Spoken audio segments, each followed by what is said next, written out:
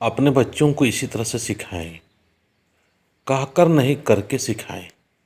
जब प्रत्येक बृहस्पतिवार के दिन माँ के सामने, सरना माँ के सामने अपने सरना झंडा, चाला झंडा के सामने ला के जब बच्चों को इसी तरह से शिक्षा देंगे, इसी तरह से अपने हरकत, अपने व्यवहार, अपने वाणी के माध्यम से जब हम आचरण के माध्यम से सिखाएंगे तो बच्चे सचमुच आने वाले दिन के लिए बहुत ही नेक, बहुत ही समझदार, अपने धर्म को, अपने संस्कृति को, अपने रीति रिवाज को समझेंगे।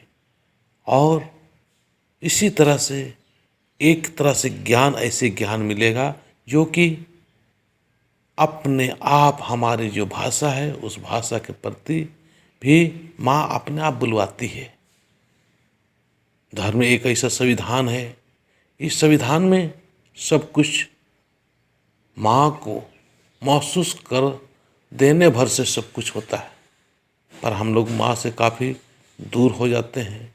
और जब दूर होते हैं तो हमारे अंदर पवित्रता नहीं रहती है, अपवित्र होकर हम लोग जीवन जीते रहते हैं।